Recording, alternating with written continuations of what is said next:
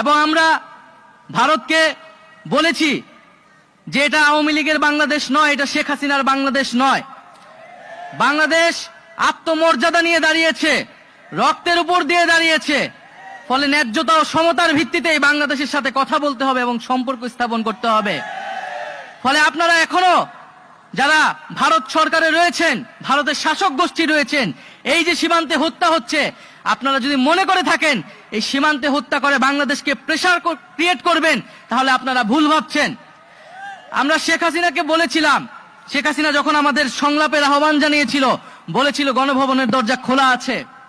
আমরা বলেছিলাম আমরা গণভবনে যাব, কিন্তু সংলাপের জন্য নয়, শেখ হাসিনাকে উৎখাত করার জন্য। এবং আমরা উৎখাত করার জন্য গিয়েছিলাম। আজকে সীমান্তকে যদি সুরক্ষা করতে হয়, তাহলে আমরা সীমান্তও কিন্তু ছুটে যাব। তাই আমরা বলতে চাচ্ছি, বাংলাদেশকে নিয়ে যে অপপ্রচার চলছে পুরো পৃথিবীতে, এই অপপ্রচার বন্ধ করুন। মিথ্যা দিয়ে আপনারা এই বাংলাদেশকে বিশ্বের বুকে কোনো নেতিবাচক ভাবে উপস্থাপন করতে পারবেন না। এই জুলাই অভ্যুত্থানে হিন্দু মুসলমান এক হয়ে আমরা লড়াই করেছি। সংখ্যালঘু সম্প্রদায়ের অনেক মানুষ এই শেখ হাসিনার সন্ত্রাসী বাহিনী হাতে কিন্তু শহীদ হয়েছে। অথচ আমরা দেখেছি যে ভারত কিন্তু তখন এই আওয়ামী লীগকে কিছু বলে নাই। বিগত আওয়ামী লীগের সময়ে সংখ্যালঘু সম্প্রদায়ের উপরে বারবার হামলা হয়েছে, কোনো ধরনের বিচার হয় নাই, এবং আওয়ামী লীগের লোকেরা এই ধরনের হামলা এবং সম্পদ দখলদারিত্বের সাথে জড়িত, কিন্তু ভারত কোনো কথা বলে নাই। তাই আমার দেশের সংখ্যালঘু সম্প্রদায়কে বুঝতে হবে যে আওয়ামী লীগ ছিল একটা সাম্প্রদায়িক দল, সংখ্যালঘু নির্যাতনকারী দল, এবং ভারত তাকে সবসময় সমর্থন করে গিয়েছিল। ফলে এই দেশ আমাদের, এই মাটি আমাদের, আমাদেরকে একসাথেই এই মাটিতে ঐক্যবদ্ধভাবে কিন্তু বেঁচে থাকতে হবে, লড়াই করতে হবে।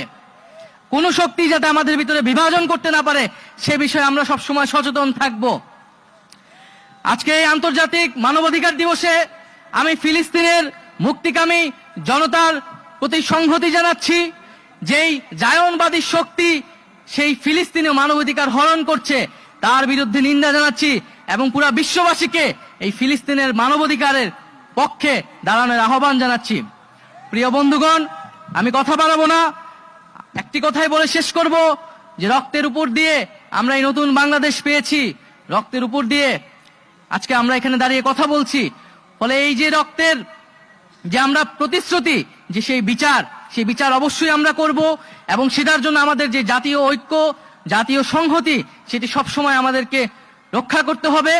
এবং আজকে আমি এখানে এসেছি, সকল নিপীড়িতর সব সুর আজকে এক ঐক্যতানে পরিণত হয়েছে। সবাই কথা বলেছেন, যার যার নিপীড়নের গল্পের কথা বলেছেন, বিচারের কথা বলেছেন।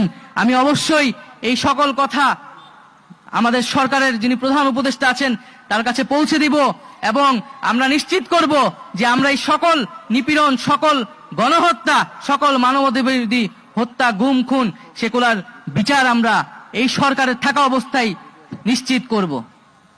যে স্বাধীন বাংলাদেশে আমরা সকল দল মত আজকে একই মঞ্চে দাঁড়িয়ে কথা বলতে পারছি, এবং আমাদের সাথে হওয়া যে বিগত সময়গুলোতে যে নিপীড়ন ঘটেছে, মানবাধিকার হরণ ঘটেছে, সেই গল্পগুলা আমরা আজকে বলতে পারছি জাতির সামনে। উপস্থিত রয়েছেন বিগত 16 বছরে নির্যাতিত পরিবার সমূহ, গুম হওয়া পরিবার সমূহ, এবং এই জুলাই আন্দোলনে যারা শহীদ হয়েছেন, যারা আহত হয়েছেন, তারা এবং তাদের পরিবাররা আজকে এখানে উপস্থিত ছিলেন। আজকে এখানে উপস্থিত আছেন বিভিন্ন রাজনৈতিক দলের সিনিয়র এবং তরুণ নেতৃবৃন্দ।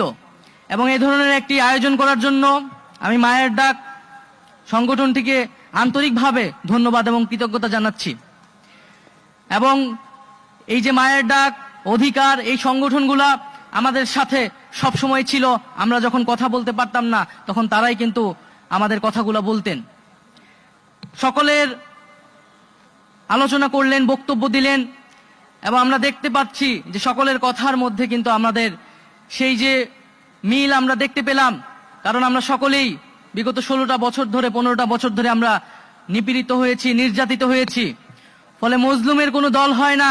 আজকে সকল মজলুম আমরা এক পাটাতনে দাঁড়িয়েছি এবং আমরা মনে করি এই যে আমরা যারা নিপীড়িত হয়েছি, এই নিপীড়িত পরিবার, নিপীড়িত মানুষগুলো, আমাদেরকে সবসময় ঐক্যবদ্ধ থাকতে হবে।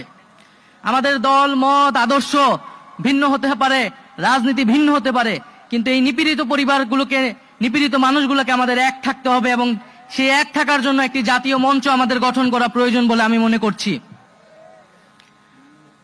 প্রিয় বন্ধুগণ, সকলের কথা এসেছে যে আমাদের মানবাধিকার হরণ করা হয়েছিল বিগত সময়গুলোতে, গণতন্ত্রকে হত্যা করা হয়েছিল এবং যত দুঃশাসন, লুটপাট, দুর্নীতি হয়েছিল তার তালিকা করলে শেষ হবে না। সকলেই সেই কথা বললেন এবং আমরা জানি কার সাথে এই সকল ঘটনার সাথে কে বা কারা জড়িত ছিল। সেই শেখ হাসিনা এবং আওয়ামী লীগ এবং তাদের যে মুজিববাদী রাজনীতি এবং আদর্শ, যেটা একটা ফ্যাসিস্ট রাজনীতি, সেই রাজনীতির উপর ভিত্তি করে কিন্তু তারা মানবাধিকার হরণ করেছিল। তারা মানবাধিকার হরণকারী দল, মানবতা বিরোধী দল এবং পুরো বিশ্বে আমাদেরকে এটি বারবার বলতে হবে এবং শুধু বাংলাদেশে নয়, পুরো বিশ্বকে এটা বলতে হবে যে আওয়ামী লীগ একটি মানবতা বিরোধী দল এবং এই অপরাধের শাস্তি, সর্বোচ্চ শাস্তি হতে হবে। প্রিয় বন্ধুগণ, আমরা বলেছি যে এই যে যারা গণহত্যা করেছে এবং এই গণহত্যা শুধু এই জুলাই আন্দোলনে নয়, ক্ষমতা শুরু থেকেই এই মানবাধিকার হরণ এবং গণহত্যার সাথে তারা জড়িত। শেখ হাসিনার হাতে রক্তের দাগ সবসময়ই ছিল, যেমনটা ছিল তার বাবার হাতে। আমরা দেখেছি পিলখানা হত্যাকাণ্ড হয়েছে, আমরা দেখেছি শাপলায় কি নির্মম ভাবে হত্যাকাণ্ড এবং গণহত্যা সংঘটিত হয়েছিল এবং এই সর্বশেষ এই জুলাই মাসে ছাত্র জনতার উপরে গণহত্যা সংঘটিত হয়েছিল। এবং আমরা দেখেছি যে শেখ মুজিব যখন ক্ষমতায় ছিলেন সে একইভাবে বাকশাল কায়েম করে মানবাধিকার এবং গণতন্ত্রকে হরণ করে এবং হত্যা করেছিল। ফলে একটি দল ইতিহাসে যখন দুইবার সুযোগ পেল এবং সুযোগ পাওয়ার সাথে সাথেই তারা বারবার মানবাধিকার হরণ করেছে, গণহত্যা হরণ করেছে, তার রাজনীতি করার বিষয়ে আর কোনো ধরনের দ্বিধা আমাদের কেন থাকবে?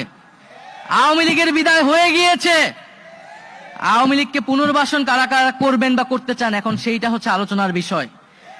যারা করতে চান জনগণ তাদেরকেও গণশত্রু হিসেবেই চিহ্নিত করবে এই বাংলাদেশে।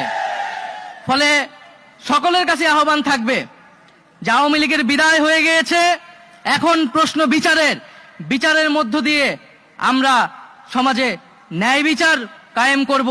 যারা নিপীড়িত হয়েছে তাদের কাছে আমরা ন্যায় বিচার